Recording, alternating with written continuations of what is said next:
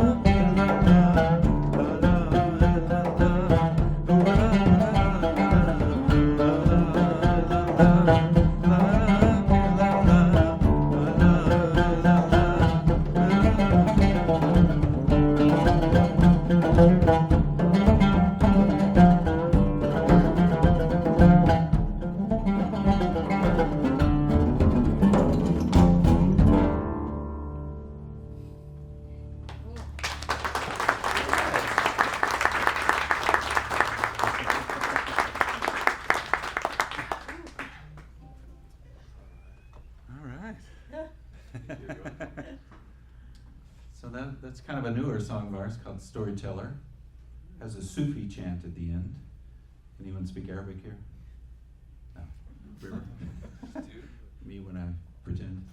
But it's a traditional chant, La ilaha illallah, which I believe means there's no God above God, or something along those lines. This instrument I'm playing is called the oud, spelled O-U-D, or U-D sometimes. And it's kind of like as popular as the guitar is here. It's kind of like the guitar of the Middle East. And it's actually an ancestor of the guitar.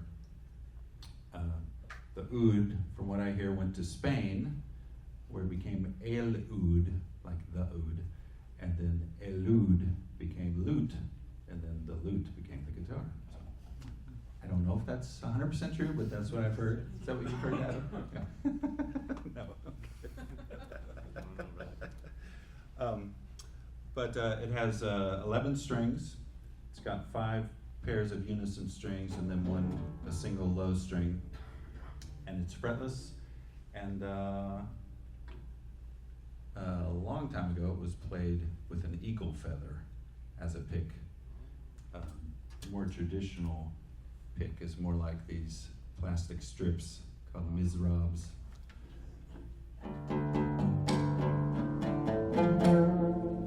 Which obviously I don't know how to play very well, so I use a guitar pick. And this one also has guitar tuners, which have gear tuners rather than the friction pegs like a violin has, so it's much easier to keep in tune. And River is playing the frame drum on that one. Hello. I play a lot of frame drums. A frame drum is a drum that's wider than it's steeper. So here's one of them, and I really enjoy the frame drum. Have a nice resonant sound to them. They last longer than most percussion instruments unless you're dealing with cymbals and gongs and timpani and things like that. It's sometimes called the duff, the bendir, has many names, and a guitar drum.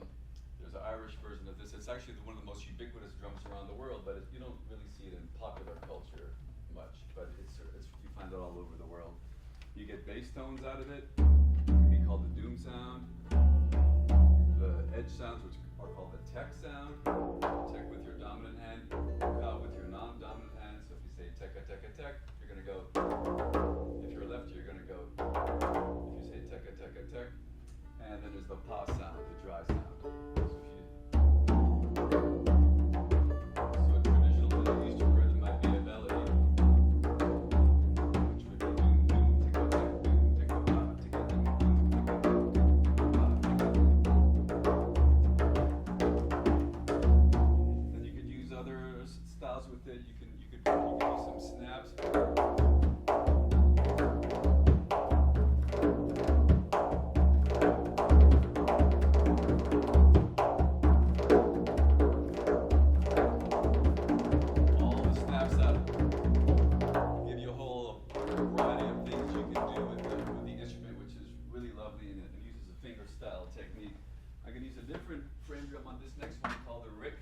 Tambourine.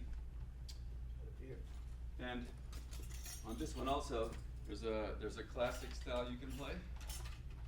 And the doom is just played with just using your ring finger, your fourth finger this way. The techs are on the edge here, and you get this kind of clucking sound by muting with your index finger. And then the pause right here. So that same rhythm I go doom, doom, tech, pa, tika, doom, doom, tika, tech, doom, tika, pa, tika.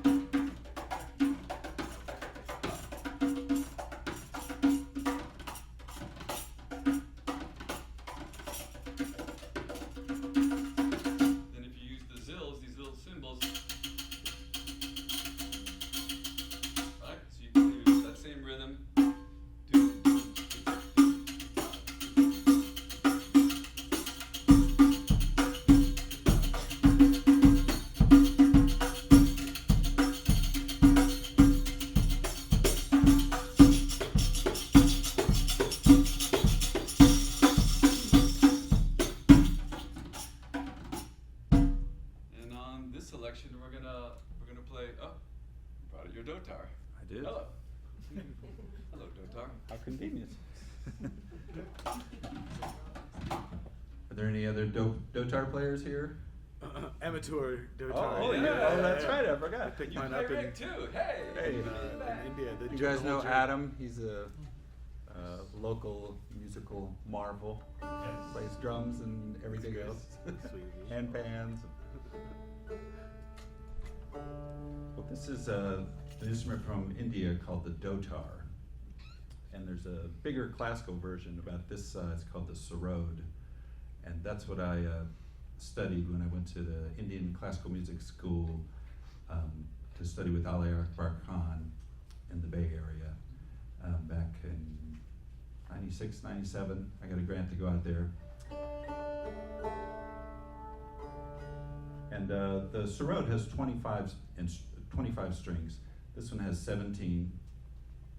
It kind of has 6 main playing strings. These 4. And then a high drone string. Oh boy. It's very hard to keep in tune. And so it's kind of like anyone play banjo here. It's laid out very similar to like an Appalachian banjo.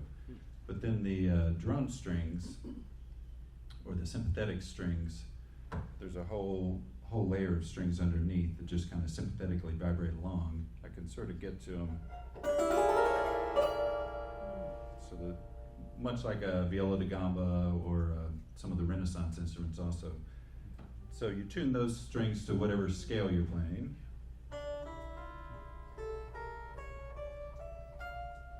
So that's the scale we're playing. And instead of a pick, you use a coconut shell wedge, kind of sharpened up with a little bit of wax. And on your left hand, instead of using your fingertips to fret the note, you actually slide on your fingernails, which is a little freaky, but it makes a big difference in the sound. Like if I just play with my fingertips, but with the nail, it's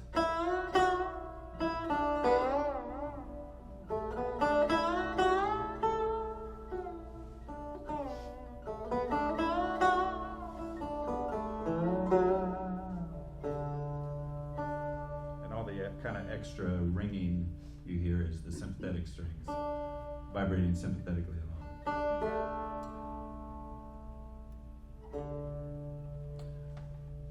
We're going to do a song, this is actually an old song of ours.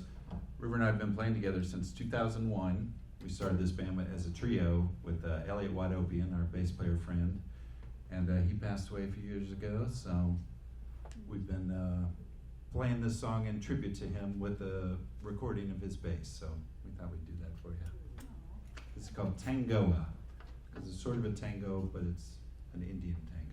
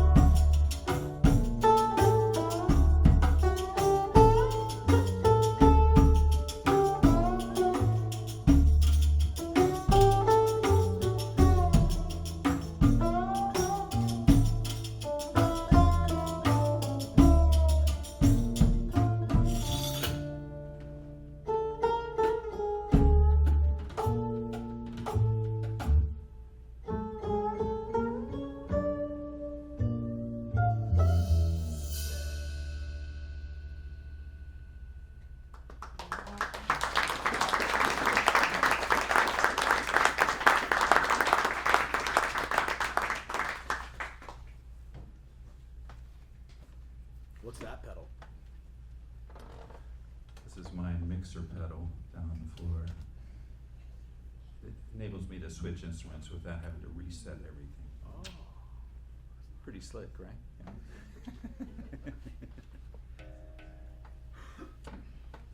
Your way. I gotta move this over so you can play that.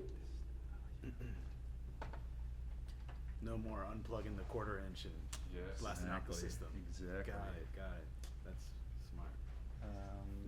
Oh, This next piece is called City Nature. City Nature.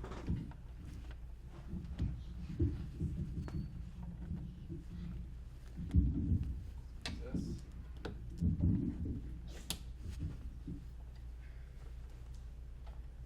You might remember the licks on this. What do we have here? You're the This youngest is person. Augie. Augie Savage. Hello, Augie. You're the youngest person in the crowd. Unless there's a fetus in here that we don't know. Maybe. You're so quiet, Augie. Thank you. He's a music lover. Yeah. Don't jinx it. This next piece, I'm going to start off with a kanjira, which is an Indian instrument, South Indian instrument, and as opposed to this drum that's tightly stretched over the hoop, this is also a different kind of frame drum. It's just about 9 inches across and 2.5 inches deep. You can manipulate the pitch just by squeezing on the head somewhat.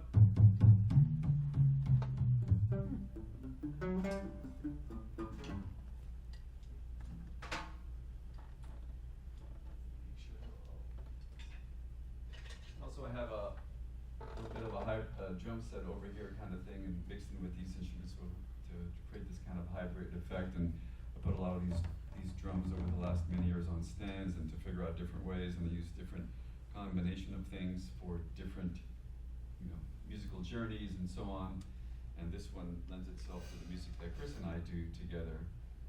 And yeah, if you have any, like Adam, if you have any questions throughout, this is not, you feel free to ask questions whenever you want. You could just raise your hand or just yell out, whatever it is.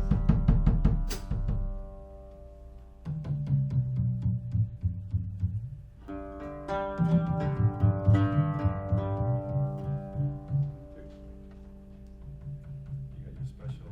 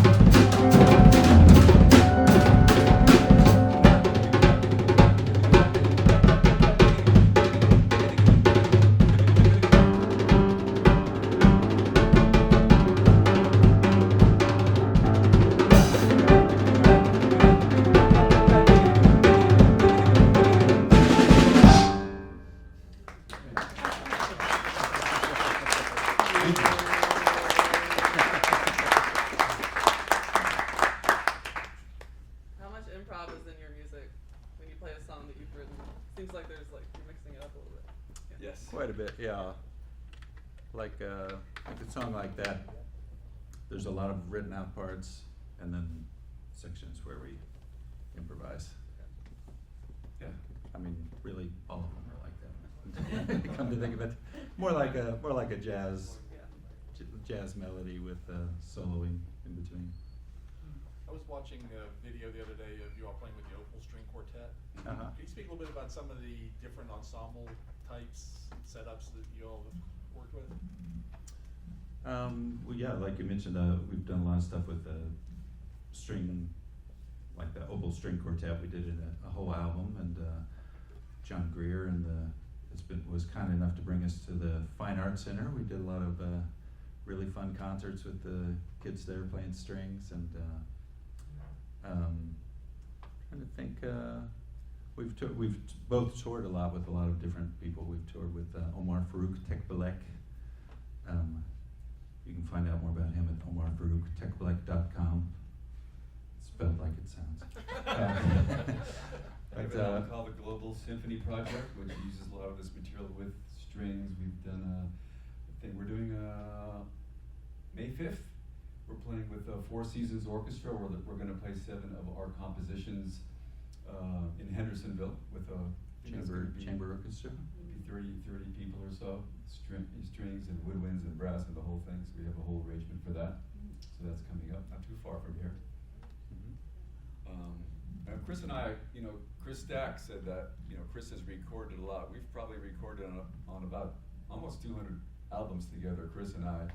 Everything from everything from meditation music, jazz music, rock music, indie rock, lots and lots of singer-songwriters in the Asheville area too, jazz folks and all kinds of music really, right? Mm-hmm. Mm-hmm.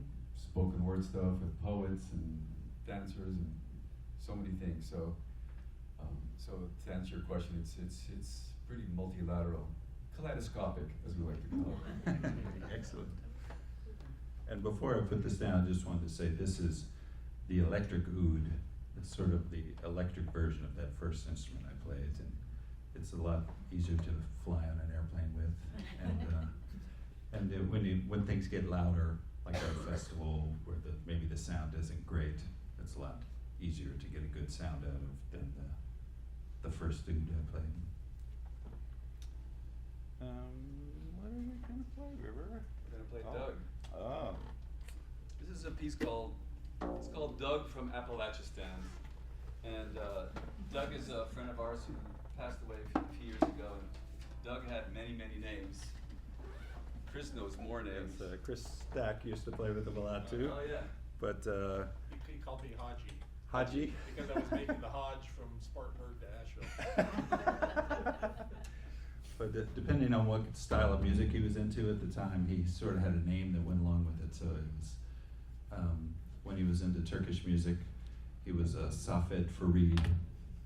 His real name was Doug Shearer. But when he was really into Chinese music, he was Duck Quack. When he was really into country and western, it was Rusty Douglas. And he had an Irish name, Douglas, I think. Played Irish music. So he played on one of my albums, and I credited him 3 different names. I was once at a party and people were talking about percussionists they knew, and somebody mentioned him like, oh, I need to get him to play with so-and-so, and 3 people talking about what they thought were 3 different percussionists. Oh yeah, All talking about the same trying to get them guy. together. Yeah, probably harder than it seems. And Appalachistan is a term, I don't know who coined that. Was that you? I think that was Doug actually. That was yeah, Doug. which I've Combining, stolen. Yes. Western Asian type of musical influences with Appalachia. Indo-Billy from Appalachistan is how we often describe our music. So this next, a lot of times we like to write music together. So this one was a piece I wrote for my Wednesday night drum class, which I've done for almost 20 years in Asheville. And it was a piece based on a 7 rhythm with a 9 rhythm. And the 7 is a 1 2 1 2 1 2 3, and the 9 is a 1 2 1 2 1 2 1 2 3. So 1 2 1 2 1 2 3 1 2 1 2 1 2 1 2 3. And And then I came up with this arrangement with this, and then I presented it to Chris. It's like, hey, do you got something to go with this? And he goes, yeah. And we worked on this for a while, and then we've only played it a few times live, really. So it's only been a few months since we've done it live. So. And you might be wondering what this strange instrument is. You know, you saw the oud and the dotar earlier. Well, I saw this online. I think Chris actually may have posted it.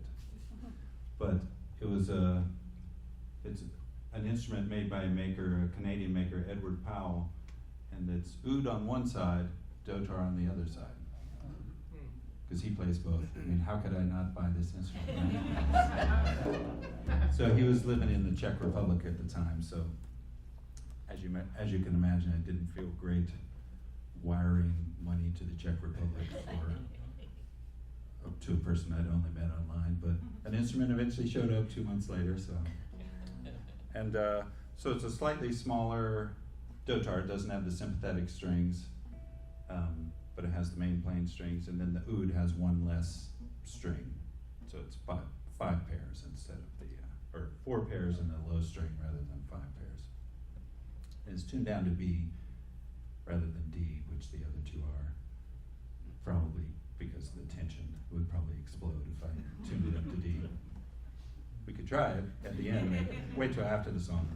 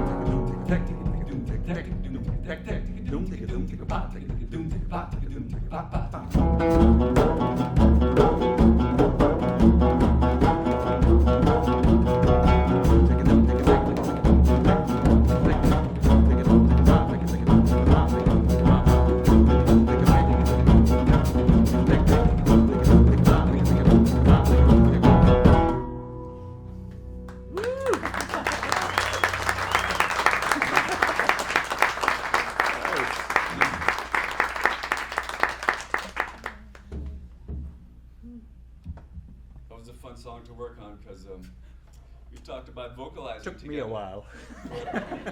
First time Chris has vocalized Easy like for that. him. So it's great. So lots of props to Chris for vocalizing that. He's a vocalist. He's actually besides Chris actually went to the Miami School of Music at the conservatory there, and he was actually a piano major, believe it or not, and actually a recording engineer major also. And then as he left school, and as a lot of us who go through conservatories, you go through like years, you might go through a decade or more of, formal training, and then you leave the conservatory, and then you kind of have to untrain yourself a little bit and find your own voice, and travel the world and collect all the information, and let your palette grow and evolve and so on. And one of the things he discovered is he's a singer-songwriter. That's right. Yeah. We're gonna play this song next. That was a good segue, thanks.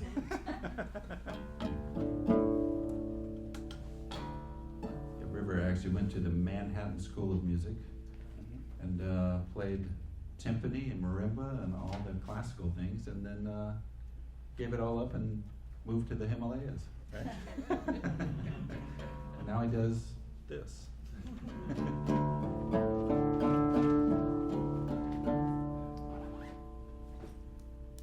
Play that.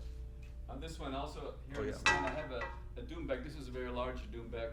Sometimes it's called a dohola, but it's got a lot more bass. And you play it a little, it's different than a frame drum, but it's a similar technique. And the bass would be over here, the doom, the text, and the pause.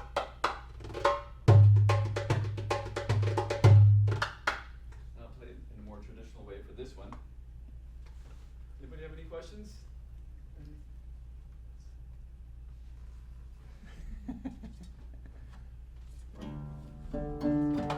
I forgot to mention when I was playing, after we played that first song, but in Middle Eastern music, there's a lot of notes that are in the cracks of the piano.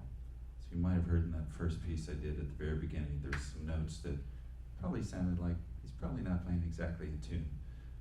Well, they were intentional, believe it or not. So there's some, they're called comas or quarter tones, and like that's an actual written note in Turkish and Middle Eastern music. I think of it as exactly between a D and an F. more wrong it sounds, the more right it is. So if I were going to play D to D, like on a piano, it would be. But if you play those E's, the second one and the sixth one, a quarter step flat, it sounds like a.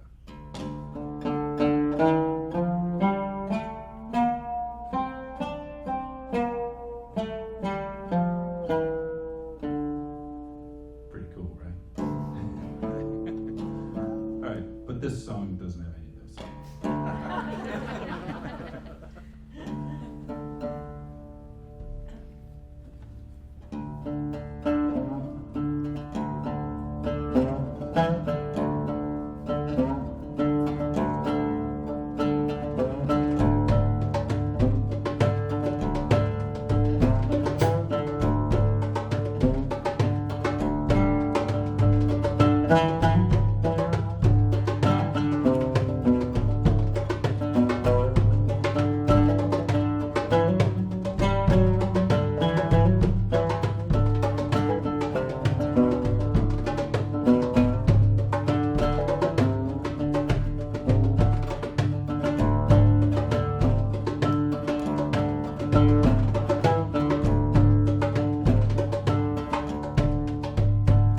She carries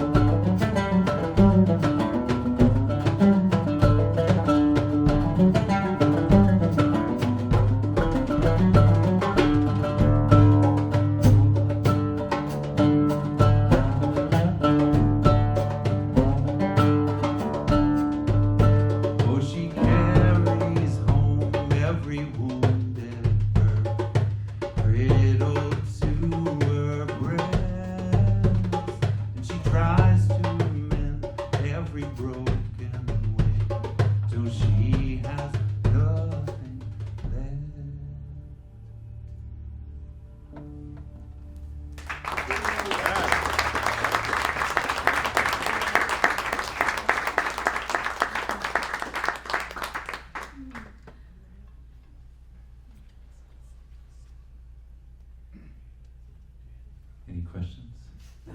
Yes, John. That was beautiful. Oh, thank you. River, Yeah. some years ago, I sat in with an amateur drumming group, and I played a doumbek for about 45 minutes, and I swore, never again. My fingers hurt for days. How do you condition your hands? That's actually a really good question. The whole concept, I think a lot of us drummers were, as my one great teacher, I've had many wonderful teachers, but my one great teacher, Fred Hinger and Justin DeChocha said, we're taught like drummers sometimes. And part of it is really to understand how to pull the sound out of the drum. So you're always playing from the drum, you're bouncing, you're pulling the sound out, you're lifting, you're not banging, you're not striking, you're not pushing, you're not just pushing down like, sometimes you see somebody that looks like they're hammering nails or something like that. The idea, especially because, we have so many muscles in the fingers, right? And bones and joints and ligaments and tendons. In order to, my goal is to be playing when I'm 126. So the idea is to play really loose and always play from the instrument. So when I'm playing, I always kind of create these wave-like motions so that I can pull the sound out of the drum, right? So that's part of the secret. Then also with the doumbek, you have to play lightly, and you have to just always pull as opposed to pushing. Most people, they get on these kind of drums and they say, you see how much sound I can get? And they just push into it, but there's only so much sound you're going to get. You have to work with the drum and pull the sound out. And really that goes with any percussion instrument too. And if you're playing with a stick or a brush, as much as you can, you try to pull the sound out. And then you'll have less stress on your joints and your sockets and of course your muscles, everything that holds that. So, but in the generation that I was brought into it, it was just starting to talk about like Feldenkrais method and Dalcroze, and my teacher at the time, Fred Hinger, was 69 years old, and I was 18, 19-year-old kid, and he had me doing like these Tai Chi strokes on the timpani with the timpani mallet, and then like how do I create ellipses on the drums even using a mallet, and then I applied that to also the hand drums. So that makes any sense. So that's part of the secret, I think, and it also just helps you get a good tone. And it's like there's probably some violinists, there's definitely a cellist in the house when you play even when you play with a pick, you don't start with the bow up here or the pick up here and hit the instrument. You put the bow on the instrument and you pull the sound out, right? So the same type of approach with the drum. I'm thinking up, not down, constantly pulling up and creating ellipses. Yeah. Have you played for Middle Eastern audiences? Oh yeah. So with Omar Farouk Tekbalek, we've been all over the Middle East, from Morocco and Tunisia, Algeria, Egypt, and been to Israel a bunch of times, and been in Nazareth and Bethlehem and all kinds of Turkey and West. Yeah, it's great. And it was the great thing about playing in a place like the Holy Land is like people think there's all this idea from the West of like what people are and religions are, but we would play in a concert and there'd be Arabs, there'd be Jews, there'd be Christians, and they'd not look like Christians like as you see around here. They will look different. There's Palestinian Christians, there's Arabs, there's everything. But when it comes to music time, everybody comes together. I mean, obviously what's happening now is like extremely sad, and it breaks my heart what's happening there right now. My mom was born in Alexandria, my dad's from Giza, and my people are all from Armenia and Syria, so it's incredibly heartbreaking what's happening right now. So I think the more peace we create through music and more unity and bringing our cultures together, it'll help everybody. It's time to get over, reckless killing, honestly. It's high time. There's always people that suffer, and me being a generation just after the Armenian genocide, it's like not only do you have like careless killing, you have the possibility of creating hatred for at least 2 generations, if not 3. And then if that kid sees their father getting blown up by whatever, and then they're going to pass that down to their kids and so on. So like I had to make the conscious decision not to do that in my own life. So Omar Farouk's a Turkish person, and my mom was like, your grandfather would just roll over in his grave if you were playing with a Turk and all this stuff. I was like, well, he treats me like a brother. he's the most kind person to me. He takes me all over the world. Like, even if his grandfather killed my grandfather, like, I'm gonna, we have the power to create the healing, and to stop that kind of like cycle, because that cycle of hatred is really keeping us from evolving in the way that humans were supposedly the most evolved, is lacking. So that's one of my missions. Here. I forgot what your original question was. I don't know. Sorry. But in general, I play for peace. Yes. I drum for peace. We've all heard of the drums for war, but I drum for peace. Yeah. So that's how you don't hurt your hand. Oh, Yeah. oh no, that was the I other did. question. It was a later question, sorry. River, do you also play tabla? I do play some tabla. I mean, I did it in the early 90s. I studied with this great friend who studied with Swapan for a while, but the people who play tabla, like as Adam could say, like only play tabla, and it's like a whole thing. But I apply that, like right here, I have a low drum on here, and I have a high drum on here, and I kind of use that technique. And of course, the split hand technique I use all the time for playing it on with this hand or playing these dry hands. Sounds this way. So it's heavily influenced my music, though. And also, I listen to Indian. I've always listened to Indian music once I discovered it. I'm not sure how old I was, but I was a teenager, and it just totally changed my life. And I thought those folks were improvising a lot. And they do improvise a lot, but I didn't realize how much of that stuff was written out until I started to study it. And then you realize they study, kind of like what we do. They learn these compositions. Sometimes it's note for note, these percussion compositions that last like a long time. And then once you get into that, then you get to the point where you're playing on stage, and then you're responding. I mean, I like to play solo stuff, and I do all kinds of things, and even sound meditations and stuff, but the beautiful thing about playing with Chris is there's this conversation that's always happening. So, my tones correspond with his tones, so no matter what I do, we play off of each other. And then what I love about that is it's the synergy of music. So 1 and 1 is greater than 2 at that point. We create this kind of like, this consciousness together, which becomes sound, of course, and we're fortunate in that way. But yeah, I enjoy that very much. And that music is really, really special too. And these days, it's taken quite a lift off. If you listen to much Indian-based music, the fusion, kind of like what we're doing, with in the kind of like Indian fusion scene, it's really awesome. Shakti. Oh yeah, yeah. Yeah, they started a lot of things. I think. Do you want to do our Odyssey Yeah, 13? sure. This is a It's very different. piece in 13 time. This is another one that started from one of River's drum compositions, which has 5 different versions of a 13-beat cycle, with the groupings differently. You can describe it better. Yeah, so basically, the 13, there's 4 cells, right? So the first one has the first cell has a 4, 1, 2, 3, 4, 1, 2, 3, 1, 2, 3, 1, 2, 3, 1, 2, 3, 4, 1, 2, and then it shifts 1, 2, 3, 1, 2, 3, 4, 1, 2, 3, 1, 2, 3, 1, 2, 3, 1, 2, 3, and then so on. 1, 2, 3, 1, 2, 3, 1, 2, 3, 4, 1, 2, 3, 1, 2, 3, and then the last one 1, 2, 3, 1, 2, 3, 1, 2, 3, 1, 2. So you pretty much know the whole piece. And then the fifth one combines them all.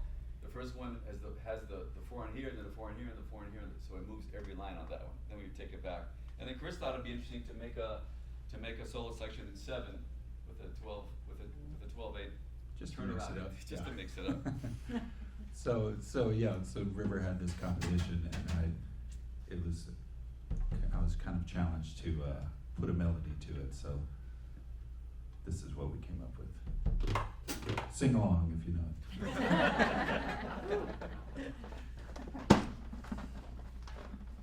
Don't break the piano. It's only 278 years old. I popped one of the keycaps off earlier, but On your, sure it's fine. hold on. I can't see you, man. I know, it's weird.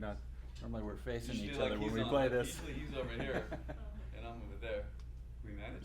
You can feel I got you. feel my energy, I think.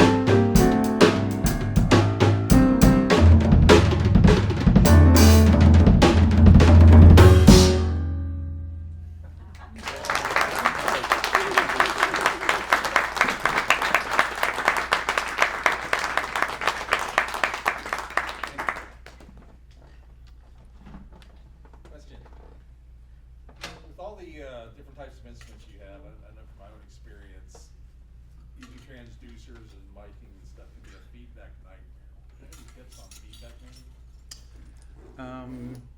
You know this box I have on the floor, which most of you can't see, but it's like a little pedal that's a digital mixer and a pedal. I can go through and kind of EQ out kind of the weird frequencies, and that Yeah. lets me get it louder in a sound system without having weird things stick Oh, out or nice. feedback, yeah. So that helps a lot. Oh, also, it helps that River's not like the loudest drummer in the world, thankfully. So we're definitely in some situations where I can't play the acoustic instruments because they can't get loud enough over the electric bass and the drums or whatever, so I'll have to play the electric oud, but. I mean, that's one, as far as the topic, that's a really great question, because over the years, I've tried many, many different things, and, I've dabbled with electronic percussion in here and there, and really, my hands just likes, and my body just likes natural instruments, and to play instruments and skins and things like that, and cymbals and singing bowls and whatnot, but what we figured out over time is also how to mic things and how to mic them in a way. Usually we travel, Chris was nice enough to bring his own mixer, but we have our own mixer and we cue the heck out of our instruments, so it's like how to play these kind of ancient, or somewhat even archaic instruments, but in a modern setting, and understanding amplification and electronics, and that way really, really helps too. And we find, in every year or two we just dial things in. We're like, oh, let's try this, or let's, when we're in the recording studio, we have a heyday, we're like kids in the candy store, and we try all different kinds of things, and we try to bring that live to a different way. And I think it's okay to play these old instruments, because we're surrounded by old instruments in this. It's a great place in, Yeah. in this museum, but as the world is getting so much more digital, not necessarily technological, but just digital. Technology has always been around. I think it's good to play these natural instruments.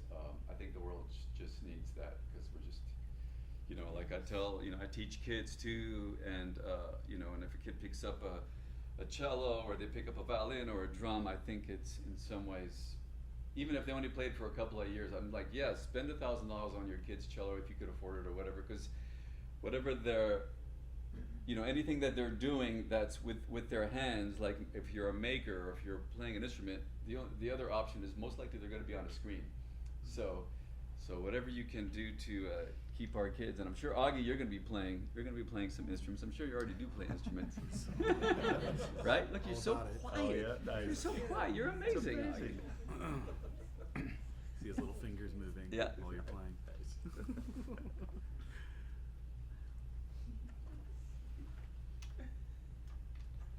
Any other questions? Yes. Yes, you talked about the electric oud, but you have the other ouds and the dotar, but you also have chords coming out of them. Did you Mhm. install pickups in those? I Good did, yeah. questions.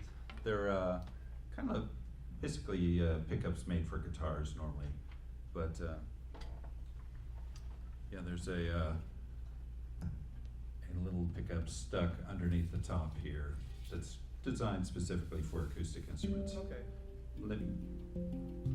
Enables it to be a little louder. Like, even though River plays quiet, he is playing a drum set a lot of times, so it doesn't quite work acoustically.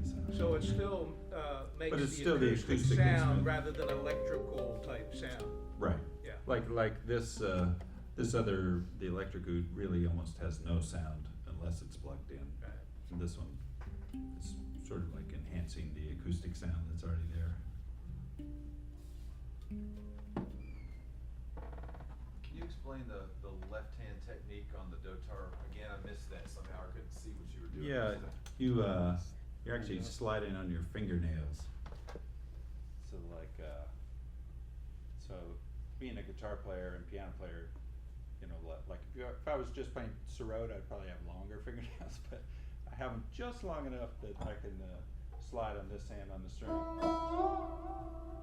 So you keep your nails a little longer so you can Yeah, play. so I you're got almost you. kind of rolling the finger over a little bit Yeah. to play on the edge of the nail. You get a Which- groove worn in, or do you just move it I around? guess my nails have just toughened up over the years, but was first studying the Sirota, I had to, I think at one point I even had a fake nail, and it was definitely a little rough. I think my nails are just naturally pretty strong, so.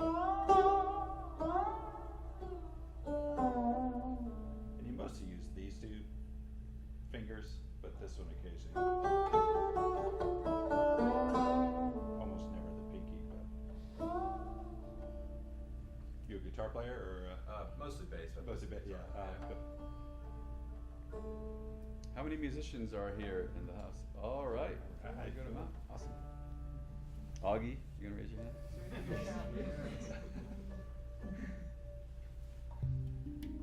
And on this piece, we're gonna play a handpan.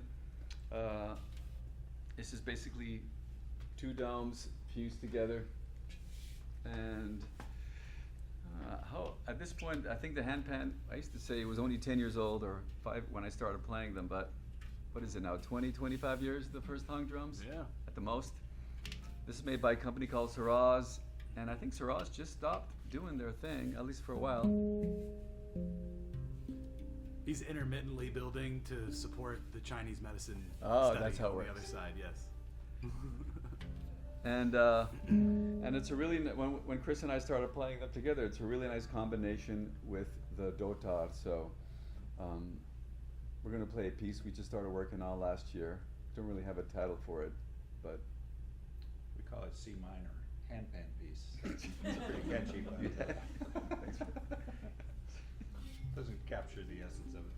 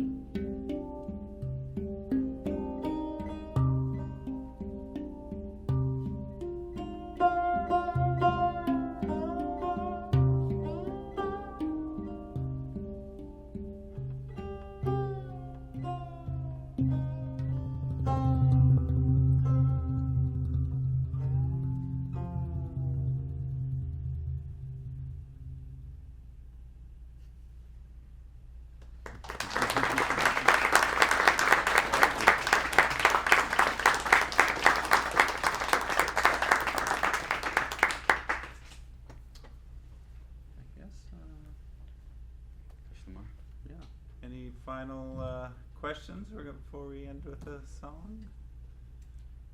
I just have a general question. Uh-huh. When did both of you realize that you were musicians? At what point in your development? When you were little or older? I think you probably came out drumming. I'm still developing, but yes. Yeah. Started with pots and pans. Definitely, I was one of those pots and pans kids. They found me under the cupboard. In the cupboard. My mom was still reminding me the other day. My mom was telling this because my youngest kid, I have 3 daughters. My youngest kid is playing bass now, and you know it's hard to get your kids to practice it. If any of you have kids who are musicians, or any of you? No, that's few. So it's like people used to tell my mom like, oh, you have to give my kid $5. I give him $5, $10 just so they can practice. I always say I should try to give me $5 just to shut up. So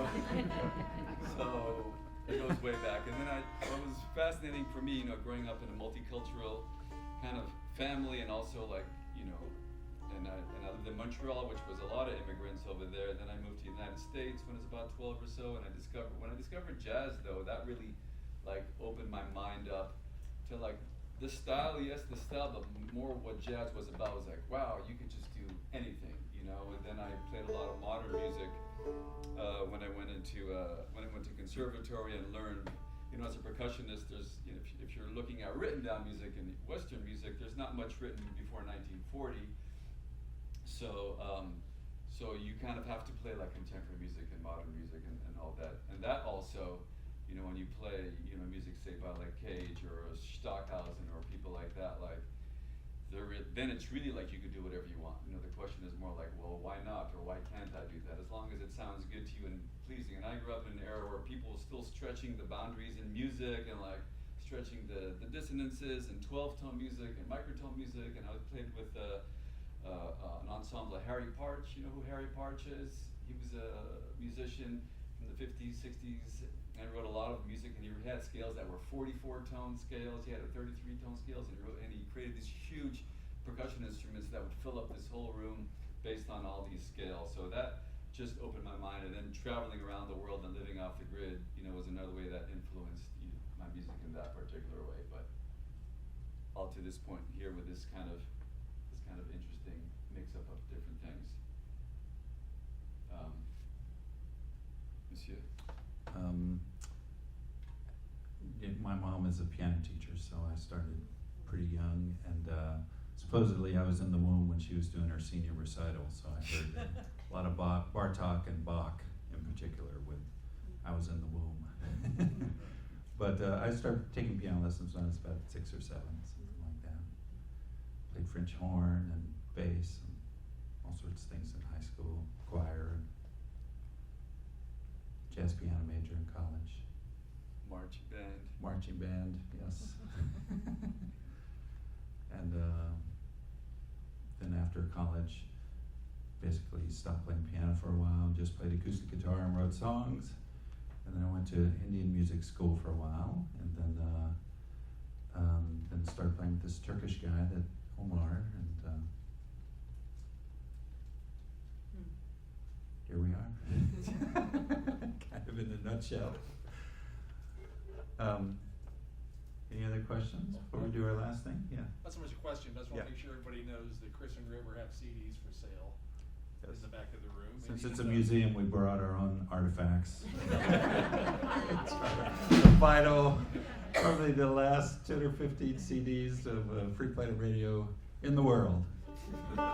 Make us an offer. So there's also thumb drives too. Oh, and we have USB drives for you musicians that have many of our scores on them, along with all of our albums. So if you're interested in seeing kind of the PDFs of all the scores, that's on there too. So.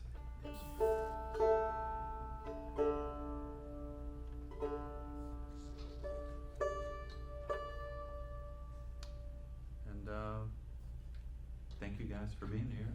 Thanks for coming. Big thanks to Chris and everybody here for having us, and you in particular for being here. So. Thank you. This piece is called Kashlimar Variations. It's a piece in 9/8, and just a 9, and it's one of those pieces that we had actually performed it with our percussion class, and we're like, Chris, we come up with something cool with this. So we did. It has like four basic sections that are in 9, and once again it moves the pulse around. It also has 4, but this one, instead of the other one which had 4s and 3s, this one has a 1 2 1 2 1 2 1 2 3 1 2 1 2 1 2 1 2 3. In the middle it goes 1 2 1 2 1 2 3 1 2 1 2 1 2 3. I think at one point there's a 3 in the beginning. I don't remember. And there's a section in the middle in it's 17, I think. There's a percussion break, and Chris might. I'm not today. Okay. He's gonna feel it. I'm gonna work it up, but The vocal part, which- but he'll yeah, put it I'll work up the vocal part. Sure. I'm using my my long bamboo, so not to be too loud and to help people's ears. I'm using my little bamboo drumsticks today. They're actually Chinese chopsticks, big ones. If there's any drummers out there, these make great drumsticks.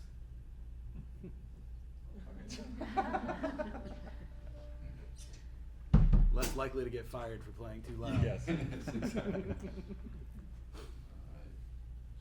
So I gotta make sure I got everything, because this piece moves by very quick.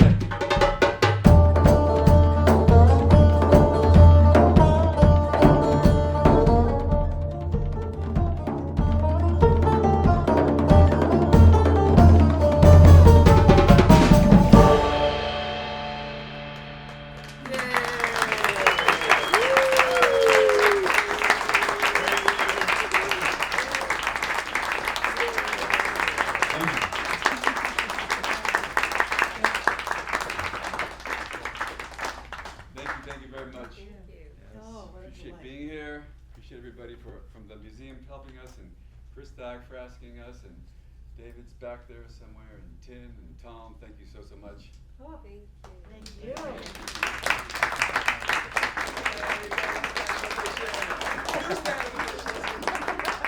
Yeah, y'all did. You did it.